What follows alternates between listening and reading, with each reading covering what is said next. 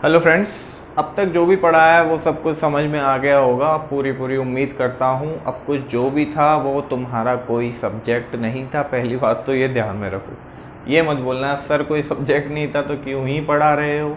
इसलिए पढ़ा रहा हूँ कि मुझे नहीं पता कि तुम्हारा बैकग्राउंड क्या है, तुम किस लेवल से पढ़ के आए हो अब तक, और अब जो आगे पढ़ने वाले हैं वो लेवल कहाँ से मुझे उठाना चाहिए कि तुम्हारे समझ में आए अच्छी से।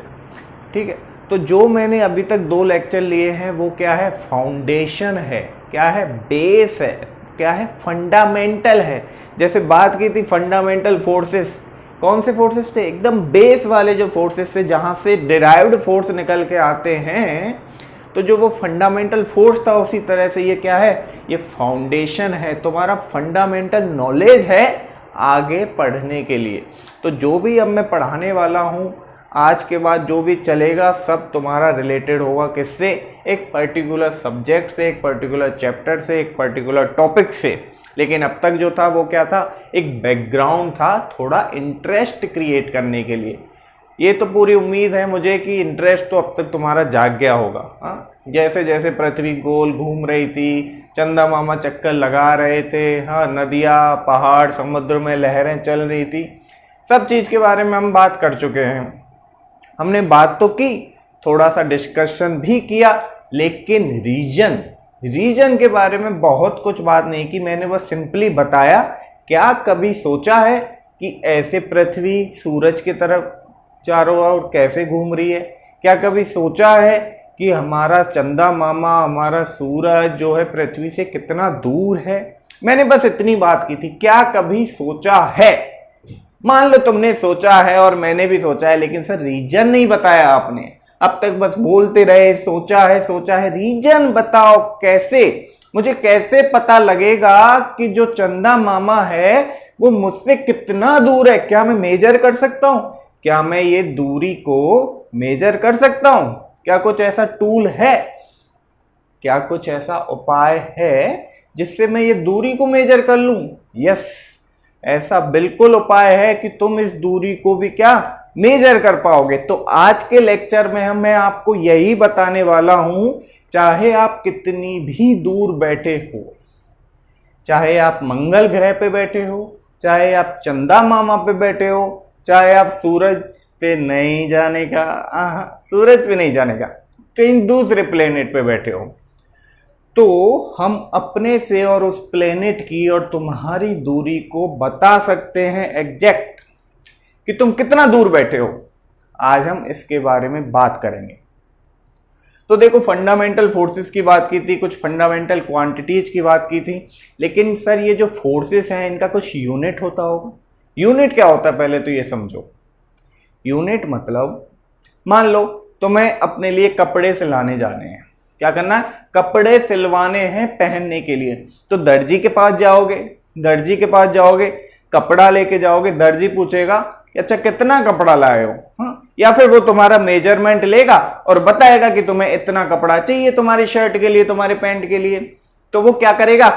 मेजर करेगा। क्या करेगा? मेजर करेगा। मेजर मतलब नापेगा। क्या करेगा? नापेगा। कैसे? क्या ऐसी चीज है जिससे वो नापेगा? बताओ, किससे नापता है? अरे वो मीटर होता है ना उनके पास। मीटर, क्या मीटर? नहीं, वो जो है ना एक स्टील का रॉड होता है, उसे मीटर क्यों बोलते हैं पता है? क्योंकि उसका जो लंबाई है, उसका वो जो लंबाई होता है वो 1 मीटर होता है। एक समझ में आया? 1 2 3 4 गिनती पढ़ते आए हैं। ये मीटर क्या है सर? मीटर क्या है, कहां से आया, यूज कैसे करेंगे? तो इसके बारे में बात करते हैं कि चलो ठीक है, मेरे को पता है कपड़ा सिलवाने जाना है, कितना मीटर कपड़ा चाहिए, हाँ? तो इसी चीज के बारे में बात करेंगे जिसको क्या बोलते हैं, मीटर को क्या बोलोगे आप यहां पे? यूनिट बोलोगे।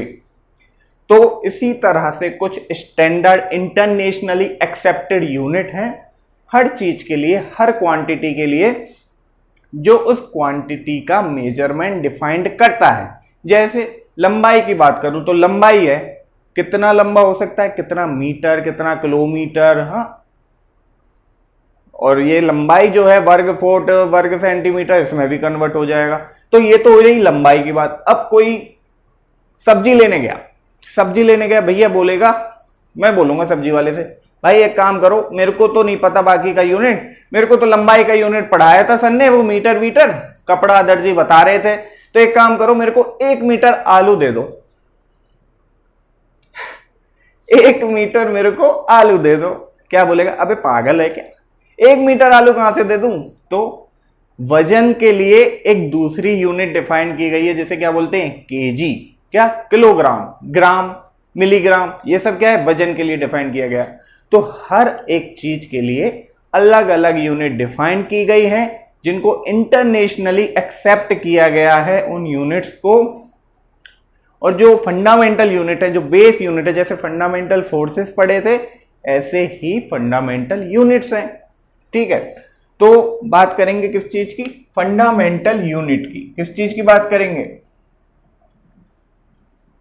फंडामेंटल यूनिट्स की। बेसिक जो यूनिट्स हैं, ठीक है, बेसिक यूनिट। बेसिक यूनिट क्या कह सकते हो, सबसे ज्यादा किस चीज का काम पड़ता है तुम्हारा, लंबाई, कपड़े से लाने की अभी बात की थी, मेरे को वहां तक जाना है, इतने किलोमीटर जाना है, मेरे को दौड़ लगानी है, मेरे को इतने दूर जाना है, नेविगेशन लगाते हो, वो डिस्टेंस इतना है। तो ये लंबाई जो मेजरमेंट है, डेली रूटीन में काम आ रहे हैं, वो भी क्या है, एक फंडामेंटल यूनिट है। क्या है, फंडामेंटल यूनिट।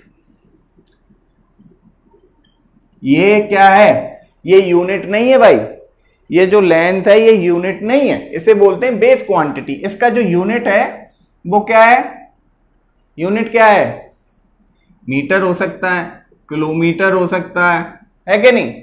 लेकिन इन सबको डिफाइंड कैसे करेंगे इंटरनेशनली, इन सबको एक्सेप्ट कैसे किया गया है, डिफाइन किया कैसे किया गया है, उसके बारे में अभी बात करने वाले हैं। ये तो थोड़ा सा ओवरव्यू था कि फंडामेंटल यूनिट का। तो इसी तरह से बहुत सारी फंडामेंटल यूनिट्स होती हैं जिनको इंटरनेशनली एक्सेप्ट किया गया है। मैं यहां पे 1 बाय 1 आपको ओवरव्यू दे रहा हूं फंडामेंटल यूनिट का। पहले तो क्या लिखूंगा, क्वांटिटीज लिखूंगा। क्या लिखूंगा, बेसिक क्वांटिटीज लिखूंगा। क्या क्या होता है, लेंथ। क्या होता है, लेंथ। उसके बाद आएगा आपका मास। क्या आएगा, मास, वजन। उसके बाद क्या आएगा आपका, टाइम। क्या आएगा, टाइम। तो बेसिक फंडामेंटल यूनिट 7 है, और उन 7 में से भी मोस्ट इंपॉर्टेंट ये 3 हैं, लेंथ, मास, टाइम।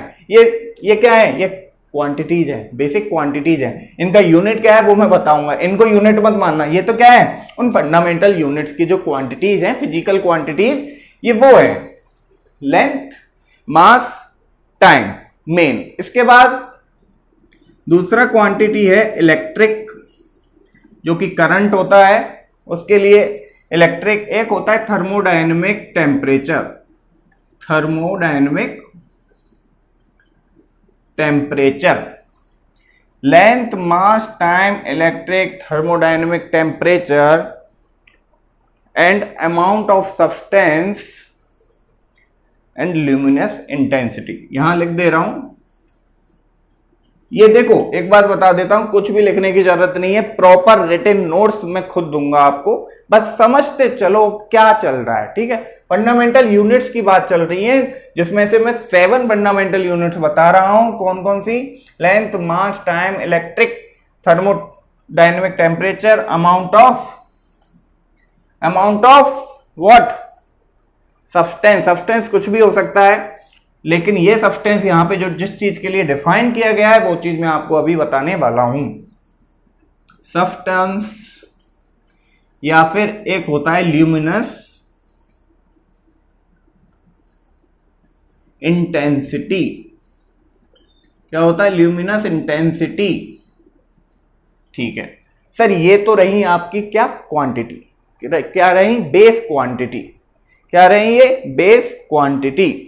इसके बाद अगर मैं पूछूं कि इनका सिंबल क्या है, तो लेंथ का सिंबल L होता है, मास का सिंबल M होता है। क्या होता है, मास का सिंबल M।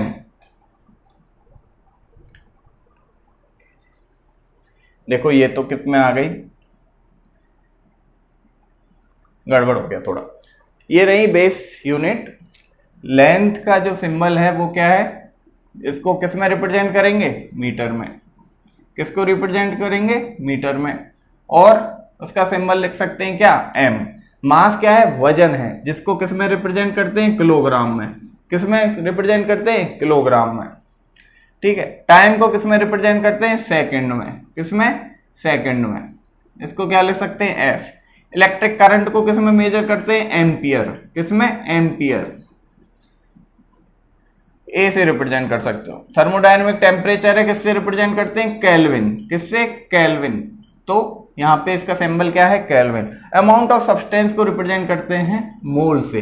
बेसिकली डिफाइंड है ये सब्सटेंस यहाँ पे मॉलिक्यूल्स की बात हो, जहाँ पे एटम्स की बात हो, ठीक है।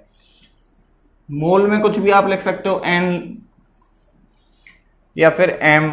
और ल्यूमिनस इंटेंसिटी जो होता है उसे कैंडेला में रिप्रेजेंट करते हैं, सीडी। इसका यूनिट है कैंडेला।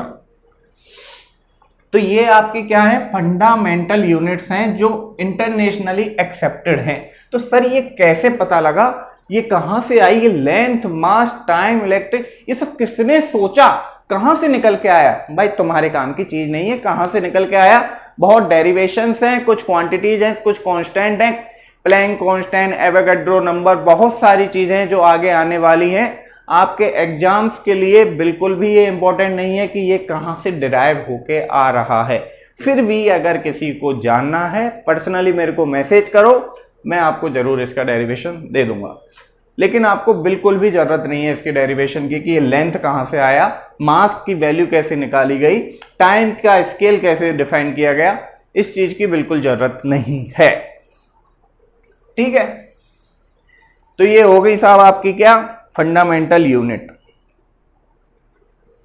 तो ये फंडामेंटल यूनिट जो है किसी पर्टिकुलर सिस्टम की हैं। वो सिस्टम क्या है वो मैं आपको बाद में बताऊंगा। इससे पहले मैं आपको एक चीज बता देना चाहता हूं कि ये जो यूनिट्स निकल के आई है ना, इससे पहले कुछ और भी यूनिट हुआ करती थी जो डिफरेंट कंट्रीज के साइंटिस्ट ने अपने अपने हिसाब से निकाली थी, अपने अपने हिसाब से उनको डिफाइन किया गया था। सबका मतलब था एक ही, लेकिन डिफाइन सबने अलग अलग तरह से किया गया था। तो 3 बेसिक सिस्टम हुआ करते थे। पहला था CS, it's CGS, FPS and MKS। CGS, FPS and MKS। तो ये डिफरेंट यूनिट सिस्टम हुआ करते थे। क्या बोलते हैं इनको, सिस्टम ऑफ यूनिट या यूनिट सिस्टम। ये डिफरेंट कंट्रीज के साइंटिस्ट ने डिफरेंट तरीके से डिफाइन किया था। अगर मैं बेसिक 3 यूनिट की बात करूं, लेंथ, मास और टाइम की, उनको यहाँ पे डिफाइन किया गया है। थोड़ा सा हाईलाइट दे रहा हूं, ज्यादा पढ़ने की जरूरत नहीं है, ठीक है। तो यहाँ पे जो C डिफाइन किया गया है वो किसके लिए डिफाइन किया गया है, लेंथ के लिए। यहाँ लेंथ के लिए डिफाइन किया गया, लेकिन C क्यों है, क्योंकि ये सेंटीमीटर में लिया था उन्होंने। किस में लिया था, सेंटीमीटर में। सिमिलरली इसके बाद क्या था, मास को उन्होंने लिया था किसमें, ग्राम में, ठीक है। और उसके बाद क्या है, टाइम को उन्होंने लिया था किसमें, सेकंड में। सिमिलरली जो FPS सिस्टम था उसमें जो लेंथ है उसको फुट में लिया गया था, किसमें, फुट में। जो मास है उसको पाउंड में लिया गया, पाउंड। और जो टाइम था उसको सेकंड में लिया गया था। सिमिलरली MKS सिस्टम था, उस सिस्टम में जो लेंथ है उसको मीटर में लिया गया, जो मास था उसको केजी में लिया गया, और जो टाइम था उसको किस में लिया गया, सेकंड में। टाइम तो सब में सेम ही था, सेकंड में ही लिया गया था, ठीक है।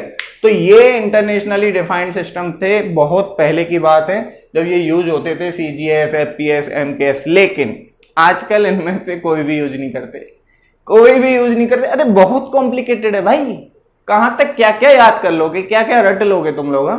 समझने का हो तो चलो समझ में भी आए, अरे रटने की चीज थोड़ी ना, कहां तक कर लोगे।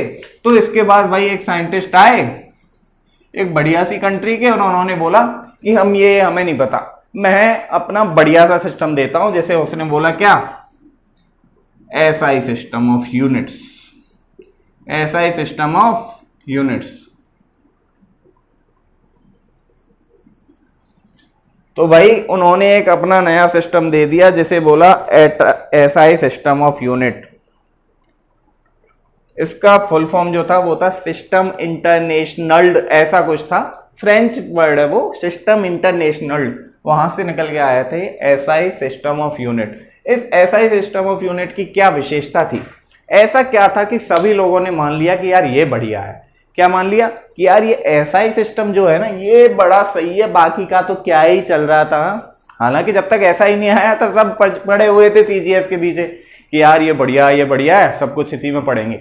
लेकिन अभी आ गया है भाई एसआई, और इतना बढ़िया है कि तुम्हें आज के बाद जो भी पढ़ना है इस सब्जेक्ट में जो मैं पढ़ाने वाला हूं या पढ़ा रहा हूं, वो किस में चलेगा? सब कुछ एसआई में चलेगा।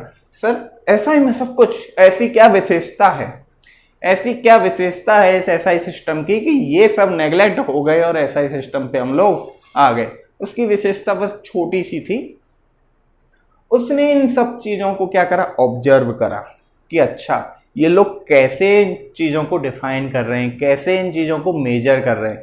फिर उसने उन सब चीजों से क्या निकाला? निष्कर्ष निकाला। क्या निकाला? कंक्लूजन। ऑब्जर्व करा, एक्सप्लोर करा। हाँ, ध्यान आ रहा है? ऑब्जर्व, एक्सप्लोर, वही उसने किया। ऑब्जर्व करा, एक्सप्लोर करा, फिर अपना कंक्लूजन निकाला। क्या कंक्लूजन निकाला?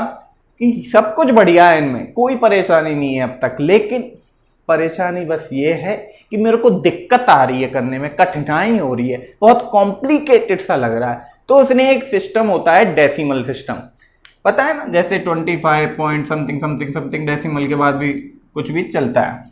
तो एक सिस्टम होता है डेसिमल सिस्टम, जिसको इसने अपने सिस्टम में इंक्लूड कर दिया। डेसिमल सिस्टम, इसने उस सिस्टम को, डेसिमल सिस्टम को अपनी एसआई सिस्टम में इंक्लूड कर दिया और यूनिट्स को इतना इजी बना दिया कि सब लोग इसी की बात करने लगे कि भाई आज के बाद मैं एसआई यूनिट में ही काम करूंगा, सारी किताबें इसी में पढ़ने वाला हूं, आगे जो किताब लिखी जाएगी वो मैं एसआई यूनिट में ही लिखने वाला हूं। इतना बढ़िया सिस्टम बना दिया, किससे? बस डेसिमल सिस्टम को यूज करके।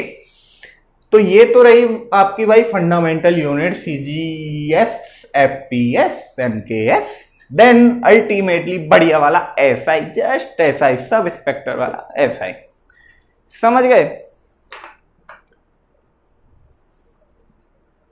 तो भाई ये जो मैंने 7 आपको फंडामेंटल यूनिट बताई है ना, इन 7 फंडामेंटल यूनिट्स के अलावा भी, इन 7 फंडामेंटल यूनिट के अलावा भी 2 और फंडामेंटल यूनिट्स हैं जो थोड़ी स्पेशल हैं, जिनको हम अच्छे से पढ़ेंगे। जो क्या है? थोड़ी स्पेशल है। क्या है? थोड़ी स्पेशल है। और उनका नाम क्या है? उनका नाम क्या है? इनको ऐसे ही लिखे रहने दो अभी के लिए। उनका नाम क्या है? पहला है प्लेन एंगल। क्या है? प्लेन एंगल, जिसे रिप्रेजेंट करेंगे किससे? थीटा। किससे रिप्रेजेंट करेंगे? थीटा से। ये प्लेन एंगल क्या है सर?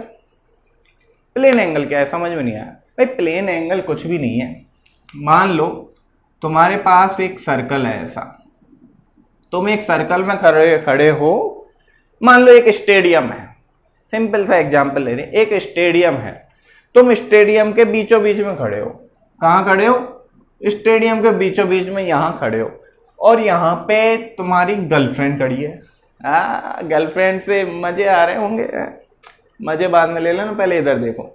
यहाँ तुम खड़े हो, यहाँ पे तुम्हारी गर्लफ्रेंड खड़ी है। अब यार तुम उसको आवाज दे रहे हो, अरे सुन रही हो, अरे सुन रही हो, वो सुन ही नहीं रही है। तो वो तुम क्या बोलोगे? क्या बोलोगे? कुछ नहीं बोलोगे, भाग के जाओगे उसी के पास, वो तो आने वाली है नहीं। तो भाई तुम क्या करोगे? तुम जाओगे भाग के उसके पास। क्या करोगे? भाग के उसके पास जाओगे। अब तुम थक गए जाते जाते, और तुम्हें गर्लफ्रेंड ने पूछा ऐसा कहां से भाग के आ रहे हो कि इतना थक गए? हाँ, गुस्से में पूछा। एक तो बेचारा इतनी दूर से भाग के आ रहा है। कितनी दूर से? इतनी दूर से। कितनी दूर से? इतनी दूर से। अरे बताओ ना कितनी दूर से? इतनी दूर से। अरे इतनी इतनी क्या होता है? मेजर करके बताओ, बताओ मेरे को कितनी दूरी है। क्या बताओ मेरे को कितनी दूरी है? तो भाई वो बोलेगा मैं आर दूरी से भाग के आ रहा हूं। पता है ये आर समझ में नहीं आ रहा होगा, चलो ऐसे लिख देता हूं, मैं आर दूरी से भाग के आ रहा हूं। अरे यार आर क्या होता है? बताओ ना कितनी दूरी से। बताते हैं। ये है एंगल थीटा, ये इसकी क्या थी, बेस लाइन। ठीक है, तो भाई ये r दूरी से भाग के अपनी गर्लफ्रेंड के पास पहुंच गया। अब उस गर्लफ्रेंड ने कहा कि अच्छा बताओ कितनी दूरी से भाग के आ रहे हो। तो भाई कैसे भी इसने दूरी को कर लिया मेजर। कैसे मेजर कर सकते हो कि ये जो थीटा है, क्या है, थीटा, इसको क्या लिखते हैं, ये एक क्या है, एंगल है। क्या है, एंगल है। तो इसका एक सिंपल सा formula 8th 9th 10th class में कहीं तो पढ़ा होगा, angle is equal to arc upon radius. 100% पढ़ा होगा। ठीक है, तो मैं वही लिख रहा हूं, angle is equal to what, arc upon radius. तो भाई एंगल पता है, जिस एंगल पे वो भागा यहां से। ठीक है, ये गर्लफ्रेंड वर्लफ्रेंड भूल जाओ, वो तो एग्जाम्पल था, काम की बात सुनो। थीटा एंगल पे भागे जा रहा था, और जो आर्क है उसने बोला इस आर्क की जो डिस्टेंस है ये है क्या, डी। इस आर्क की जो डिस्टेंस है, आर नहीं बोल रहा हूं, आर्क बोल रहा हूं। क्या बोलो, आर्क, ARC, आर्क। इसे क्या बोलेंगे, आर्क बोलते हैं। ये है आर, डिस्टेंस। क्या, डिस्टेंस। तो यहां से क्या, आर्क क्या है, डी, और रेडियस क्या है, आर। तो भाई यहां से क्या निकल के आया आपका, यहां से क्या निकल के आया आपका, यहां से आपका निकल के आया theta is equal to D upon R. ठीक है, इसे एक स्मॉल पोर्शन में अगर तुम लिखना चाहो, फॉर बहुत छोटे से पोर्शन के लिए अगर लिखना चाहो तो क्या लिख सकते हो, D theta is equal to D divide by are.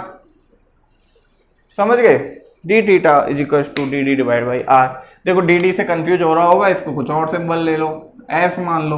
क्या कर लो, एस मान लो, कंफ्यूज मत हो बस, फिर बोलोगे सर ये डी क्या है, हमें तो पता ही नहीं है। ठीक है, तो theta equal to S by R, angle equal to R upon radius. तो जो प्लेन एंगल है वो थीटा है।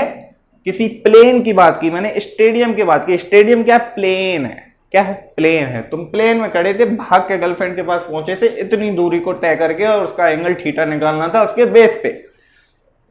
समझ गए, ये आर्क रही आपकी, तो यहां से आपने थीटा निकाल लिया सिंपली। गर्लफ्रेंड वर्लफ्रेंड भूल जाना, बता रहा हूं पहले। हाँ, कॉन्सेप्ट पे ध्यान दो, वो तो ऐसे ही है मजे के लिए। देखो, इसके बाद एक और फंडामेंटल यूनिट है, ये 7 हो गई, ये हो गई 8वीं, और एक और है 9वीं, जिसे क्या बोलते हैं, सॉलिड एंगल। क्या बोलते हैं, सॉलिड एंगल। भाई देखो, ये था प्लेन एंगल जब तुम स्टेडियम में खड़े थे। अब मैं बात कर रहा हूं क्या, सॉलिड एंगल की। किसकी बात कर रहा हूं, सॉलिड एंगल की। मान लो कोई सॉलिड बॉल है तुम्हारे पास। क्या है, बॉल, जो कि कैसी होती है, स्फेरिकल। कैसी, स्फेरिकल। भाई सर्कल और स्फेरिकल पता है ना, सर्कल और स्फेयर में अंतर पता है। सर्कल क्या, एक जो चूड़ी होती है वो सर्कल होती है, और जो एक बॉल होती है वो स्फेयर होती है। तो यहां पे जो बात की थी प्लेन एंगल की, वो एक चूड़ी, एक प्लेन 2 डायमेंशनल के लिए बात हुई थी। अब बात कर रहा हूं सॉलिड एंगल 3 डायमेंशनल, एक बॉल के लिए। ठीक है, तो एग्जांपल ले लेते हैं छोटा सा। सॉलिड एंगल ड्रॉ करना है तो कैसे ड्रॉ करोगे, सपोज करो एक बॉल है। क्या है, एक बॉल है, उसका एक छोटा सा पार्ट मैंने काट दिया, और सेंटर तक उसको, उसका जो ओरिजिन है वो एक सेंटर पे रखा। देखो ऐसे समझ में आएगा, थोड़ा फील ले लेना इधर से।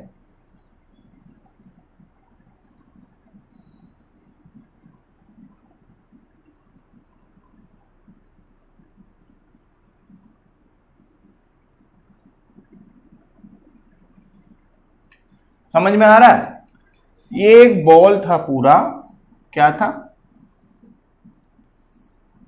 ये एक पूरा ऐसे बॉल था।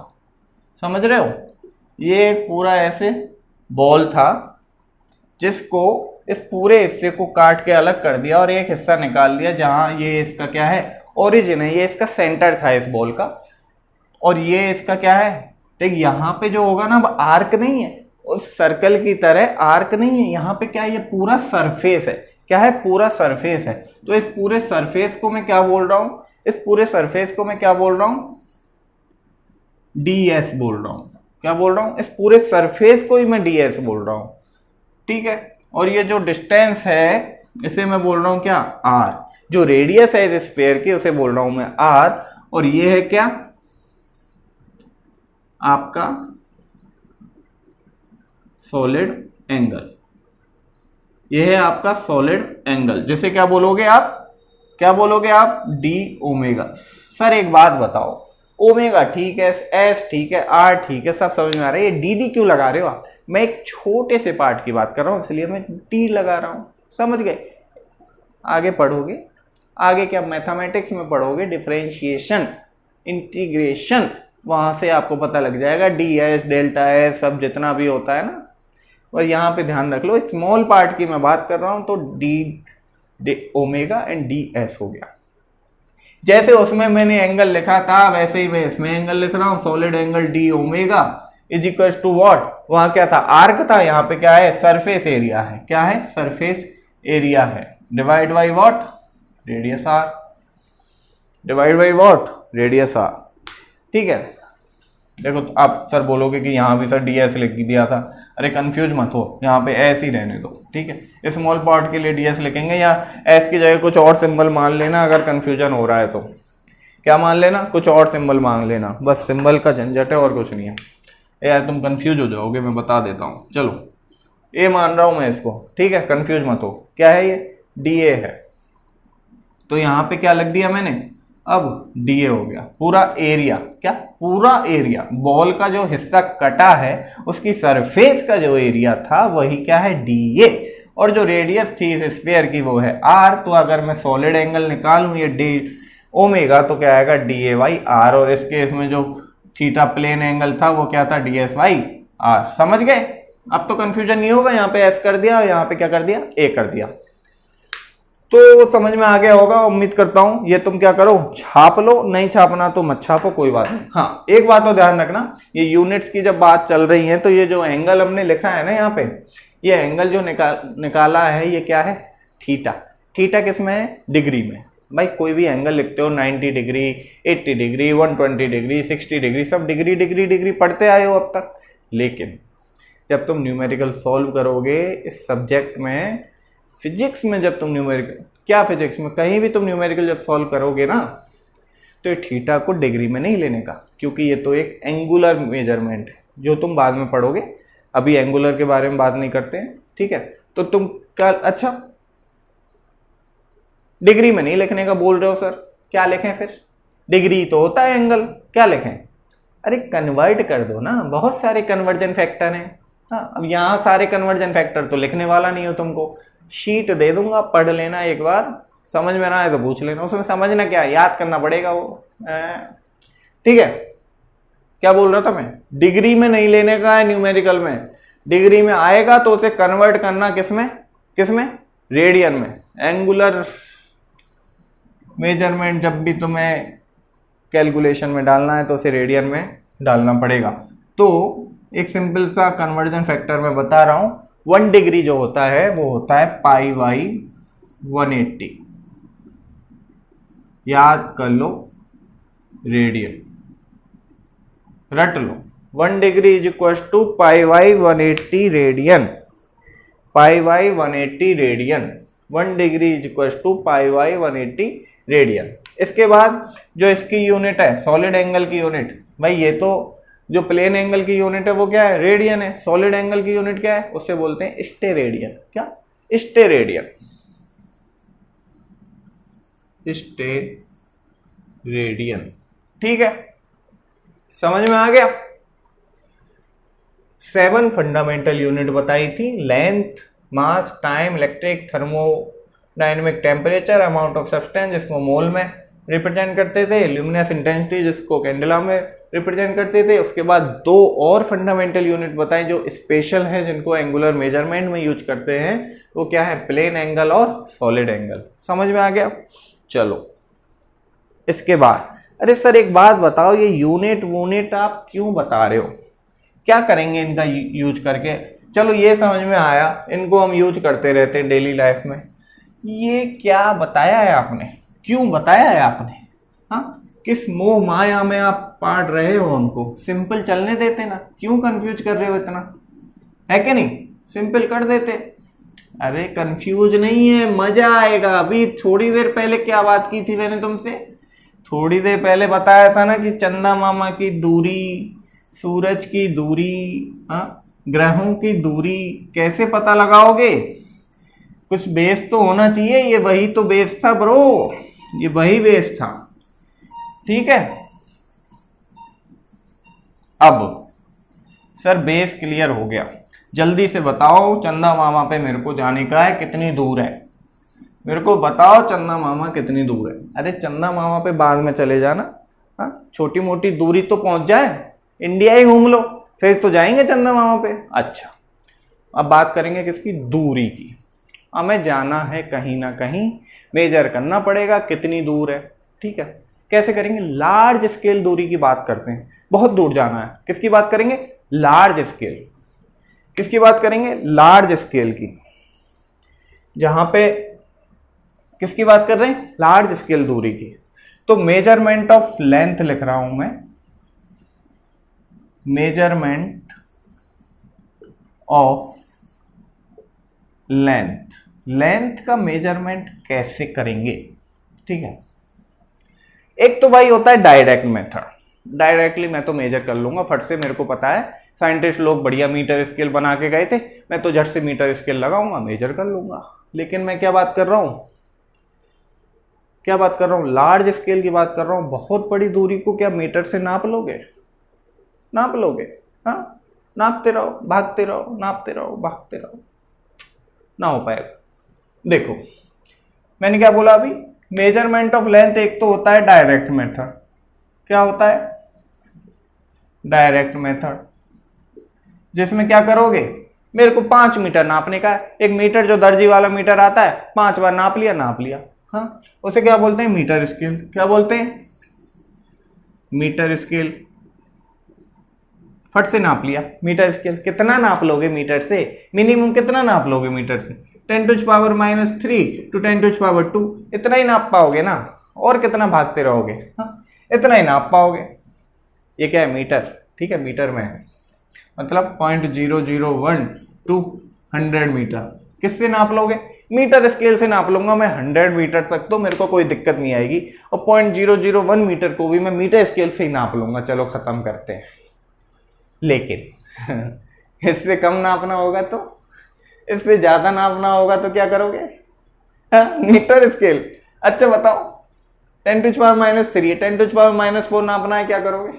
मीटर स्केल लगाओगे, उस पर ऐसे दूरबीन लगा के देखोगे। हाँ, मीटर स्केल के लिए इतना रेंज ठीक है। अच्छा, अगर इस रेंज में नहीं आ रहा तो क्या लगाएंगे सर? बताओ क्या लगाएंगे? इसके बाद आता है क्या? Vernier caliper. साइंटिफिक चीज है ये, वर्नियर कैलिपर। बहुत लोग यूज करते हैं, आगे जाके तुम भी यूज करोगे कहीं ना कहीं एप्लीकेशन में। इंजीनियरिंग कॉलेज में जाओगे तो डेफिनेटली यूज करोगे वर्नियर कैलिपर। वर्नियर कैलिपर से सर कितना नाप सकते हैं? 10⁻⁴ मीटर तक नाप सकते हो सर। क्या? 10⁻⁴ मीटर तक नाप सकते हो, -4 में जा सकते हो, मतलब 0.0001 मीटर वर्नियर कैलिपर से नाप पाओगे, नाप लोगे। अच्छा, नाप लिया लो, लेकिन मेरे को तो इससे भी कम नापना है। अब ऐसा है कुछ आपके पास जो इससे कम बता दे? यस, इसका भी एक क्या है? इंस्ट्रूमेंट है। क्या है? इंस्ट्रूमेंट, जिसको क्या बोलते हैं? Screw gauge. क्या बोलते हैं? Screw gauge. अब सर ये क्या चीज होती है? मीटर स्केल पता है, वर्नियर कैलिपर, स्क्रू गेज नहीं पता है, बाद में बता दूंगा। ठीक है, इंस्ट्रूमेंट होते हैं, प्रैक्टिकली दिखा दूंगा अगली क्लास में कि ये क्या होते हैं, समझ गए? और कैसे नापते हैं वो भी बता दूंगा। अभी के लिए ध्यान रख लो कि इस रेंज में नापना है तो मीटर स्केल से डायरेक्टली नाप लूंगा, इस रेंज में नापना है तो वर्नियर कैलिपर से डायरेक्टली नाप लूंगा। स्क्रू गेज कब यूज करोगे? जब भाई आपको 10⁻⁵ मीटर रेंज में नापना हो, इतना कम छोटा नापना हो तो क्या यूज कर लोगे? Screw gauge. समझ में आ गया सर?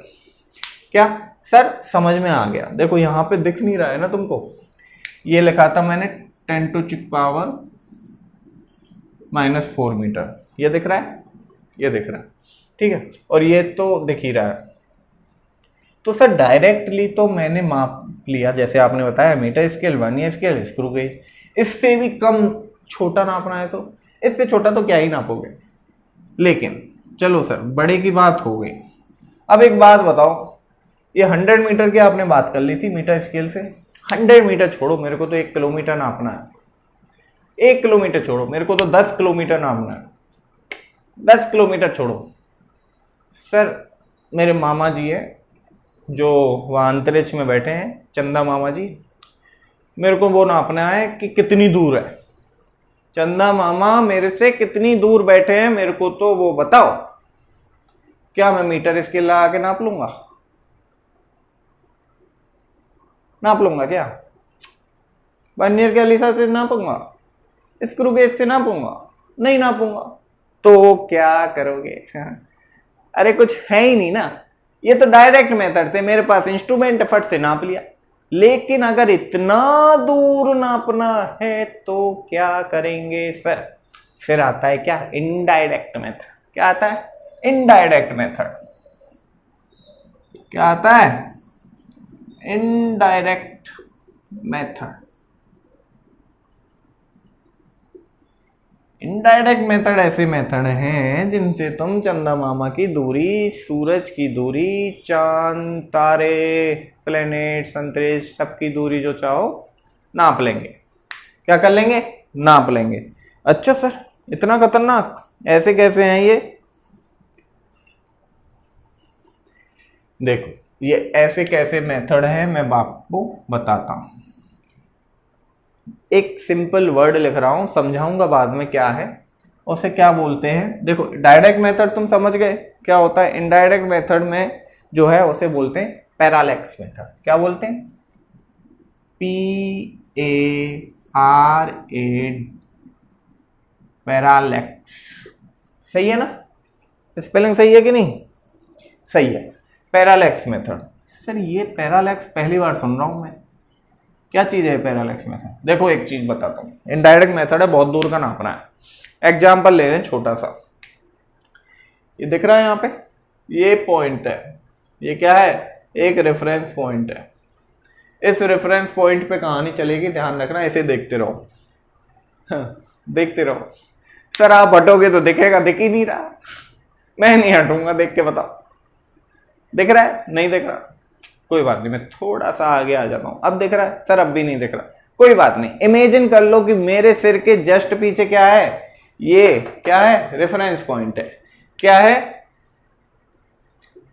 Reference point. क्या है मेरे सर के पीछे? Reference point. ठीक है सर। अब ये एक पॉइंट है, मान लो ये क्या है? चंदा मामा। ये क्या है? चंदा मामा। मेरे को, मैं इसको देख रहा हूँ, चंदा मामा भूल जाओ। ये बहुत दूर एक पॉइंट है, मैं इसको देख रहा हूँ। दिख रहा है? बढ़िया दिख रहा है, दिख रहा है, दिख रहा है। लेकिन मैं इसको एक आंख से देख रहा हूँ, इस आंख से। इस आंख से देख रहा हूँ, मेरे को ये कहीं दिख रहा है। इस आंख से देख रहा हूँ, मेरे को ये कहीं और दिख रहा है।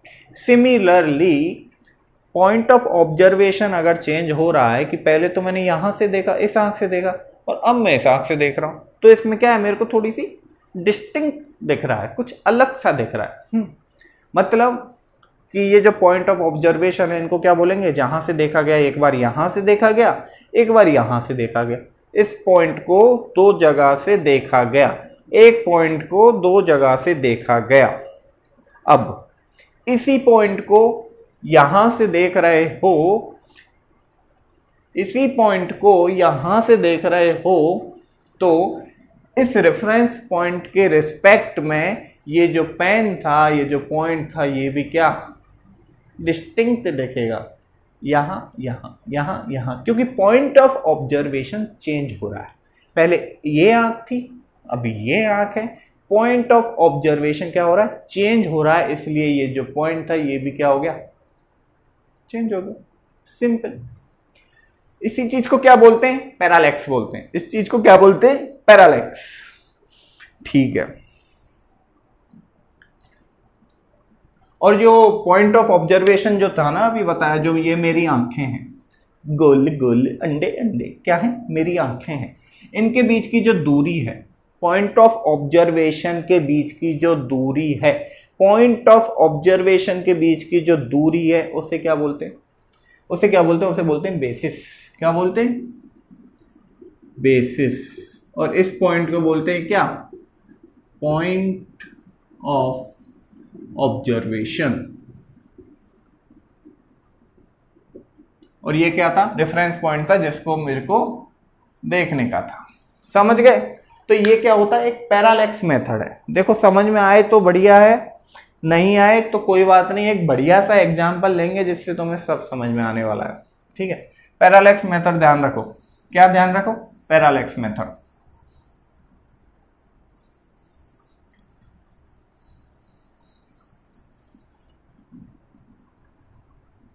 अब सर ठीक है, ये पॉइंट, पेन, ऑब्जर्वेशन, ये सब तो ठीक है। आप अभी बात कर रहे थे चंदा की दूरी नाप दूंगा, चंदा की दूरी नाप दूंगा, ना स्केल लगाऊंगा ना कुछ लगाऊंगा। चंदा की दूरी तो नाप नहीं रहे हो, फालतू चीजें बताते जा रहे हो हैं। देखो चंदा की दूरी अब नापूंगा मैं। कैसे नापूंगा? देखो एक बढ़िया सा क्या ले रहे हैं? एग्जाम्पल ले रहे हैं। चंदा मामा दूर के, क्या?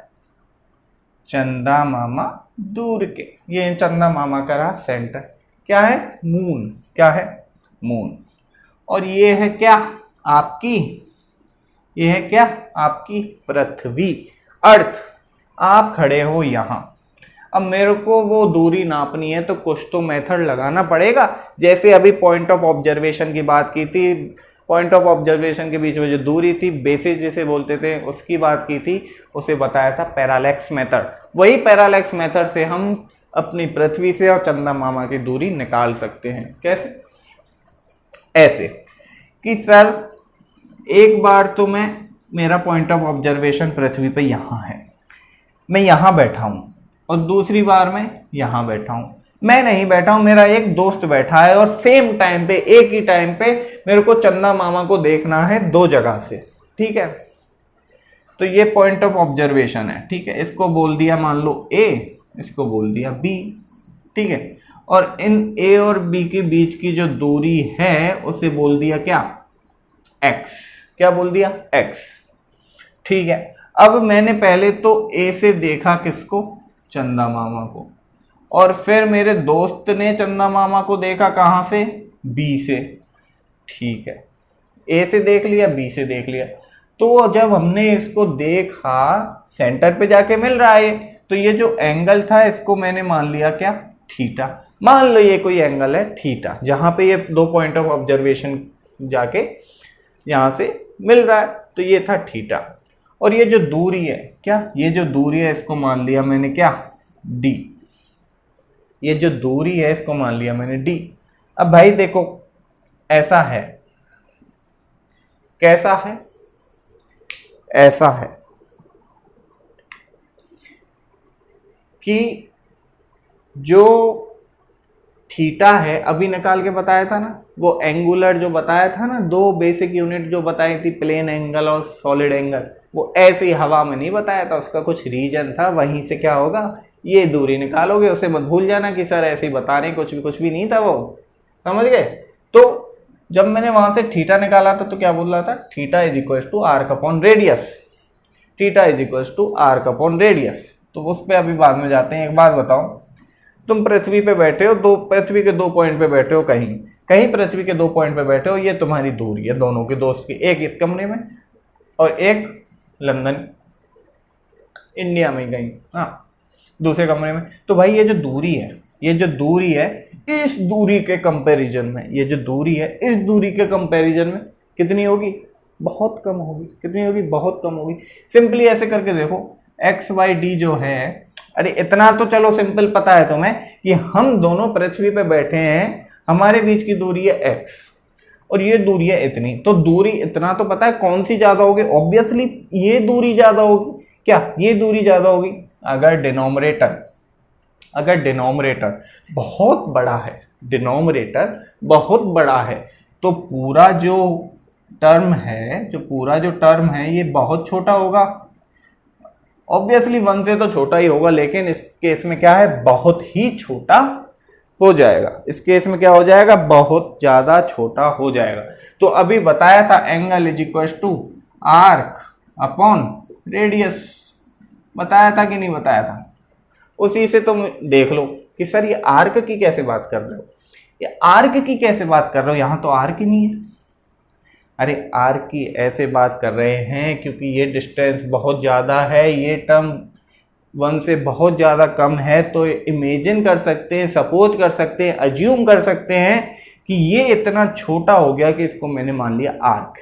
इसको मैंने क्या मान लिया, आर्क। ठीक है, तो यहां से अगर मैं थीटा निकालूं तो यहां से मैं क्या से लिख सकता हूं, एक्स बाई डी। क्या लिख सकता हूं, एक्स बाई डी। अब जो डी है, क्या डी है, जो डिस्टेंस है चंदा मामा की और पृथ्वी से, वो कितनी है, डिस्टेंस है जो चंदा मामा की पृथ्वी से, वो कितनी आ जाएगी, एक्स अपॉन थीटा आ जाएगी, एक्स अपॉन थीटा आ जाएगी। लो भाई, चंदा मामा की डिस्टेंस निकल के आ गई। अगर मेरे को ये पता है कि मेरा दोस्त मेरे से कितनी दूर बैठा है और ये मेरे को एंगल पता है, सब्सटेंस एंगल इसे बोलते हैं, तो मैं अभी बता दूंगा कि भाई चंदा मामा यहां से क्या कितनी दूर बैठे हैं। उम्मीद करता हूं ये तो आपको अच्छे से समझ में आ गया होगा कि चंदा मामा यहां से कितनी दूर बैठे हैं। तो ये रहा आपका चंदा मामा का कॉन्सेप्ट। इसके बाद अगर तुम चाहो तो सूरज की डिस्टेंस निकाल लो, चाहो तो कोई प्लेनेट की डिस्टेंस निकाल लो। अगर मान लो, एक और छोटा सा एग्जांपल ले लो, अगर मान लो तुम बैठे हो कहाँ पे, मंगल ग्रह पे। कहाँ पे बैठे हो, सूरज नहीं बोलूंगा, डोंट वरी, मंगल ग्रह पे बैठे हो। उस मंगल ग्रह पे बैठ के पृथ्वी की दूरी निकालनी है, मंगल ग्रह पे बैठ के पृथ्वी की दूरी निकालनी है। सिमिलर थिंग, मंगल ग्रह पे बैठे हो, पृथ्वी की दूरी निकालनी है, क्या करोगे, अब ये थीटा हो जाएगा, या ए बी एक्स डी, क्या नया है, सेम थिंग। देखो भाई, अब तक ये जो कराया ये क्या था, सब छोटे छोटे एग्जाम्पल थे। अभी तुमसे कोई पूछे कि मेरा दोस्त बैठा है कहाँ पे, बुध ग्रह पे, दूरी बता दो कितनी दूर बैठा है, निकाल दोगे, दूरी निकाल दोगे? सर निकाल तो देंगे, लेकिन एक शर्त है। एक तो मेरे को ये बता देना कि जो मेरा दोस्त यहाँ पृथ्वी पे बैठ के देख रहा है उसको, और जो मैं भी देख रहा हूँ, हमारे बीच की दूरी कितना है। दूसरा, जो वहां पे जो एंगल बन रहा है ना, जिसको सब्सटेंस एंगल बोलते हैं, वो कितना बन रहा है, तो मैं बता सकता हूं कि ये कितनी दूर बैठा है साला। ठीक है, तो मैं बता दूंगा। तो समझ गए। अब इसके बाद कुछ अच्छी अच्छी प्रॉब्लम्स हैं, कुछ अच्छी अच्छी प्रॉब्लम्स हैं जो आपको फोड़नी है, कहाँ पे जाके, आईआईटी के एग्जाम में जाके, नीट के एग्जाम में जाके। और बोर्ड तो लुल्लू पुल्लू चीज है, इनको तो तुम ऐसे ही उड़ा दोगे। क्या कर दोगे, उड़ा दोगे। इसके बाद बढ़िया बढ़िया न्यूमेरिकल करेंगे नेक्स्ट लेक्चर में। इसमें कोई दिक्कत हो तो बता देना, बाकी मिलते हैं। चलो बढ़िया, सो बाय।